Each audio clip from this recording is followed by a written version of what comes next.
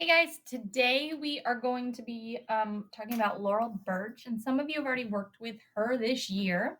That was your choice, and now this is my choice. And we are going to be drawing cats. If you really want to draw a different animal, just ask. There's lots of different animals you could draw, but we want to keep it simple. So the first step today, you're going to draw at least 3 cats. Your cats don't have to look like my cats. You can make it simple and just do the body and not have a tail or feet.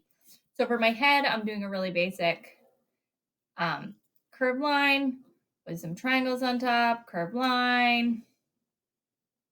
Right, there's your triangle. If I closed it off, I'm not closing it off, okay? Then on a lot of her cats, the top of the head comes down like this. Then there's a line across. And right here is where the nose would be. And you can decide whether your cat is happy or sad. On her, she has 2 curved lines with an oval in the middle for the eyeball. You do not, repeat, do not have to draw these cats just like this, right? This is just really basic cat drawing. Whiskers. Okay, and then to draw her really basic body, I can just draw this. And then I want to cover up that bottom, so I may add another cat down here. So this cat, maybe I'm just going to draw the same kind of head. Got that triangle. Oh, these are bigger ears. Now on this one, maybe I want that back to go out like that and go off the page. Totally fine. And maybe I want a curvy tail. If you don't want a tail, don't make one. In her work, they're not realistic cats. So if all of a sudden you have a cat like mine that has no legs or tail, totally fine. So use up that whole page. Get pretty busy with making your cats. So I have 2. I'm going to go ahead and make my 3rd. I'm not going to waste your time right now and make the 3rd. So I'll just go ahead and skip. Okay, I now have 3 cats. Now I have to think about what kind of patterns I want to do, okay? So I'm going to be repeating lines, shapes, or colors over and over again. And I have to think about what kind of rhythm do I want, okay? I might decide to have wavy line, and it's going to be repetition. So it's my eye's going to start seeing this like wavy line going down my cat. And maybe all of a sudden I want to stop that. So my eye's going to stop doing that wave because all of a sudden, boom, there's a circle. See how your eye goes kind of like wave, wave, boom. So I might, in this one, make it go out like this, repeating.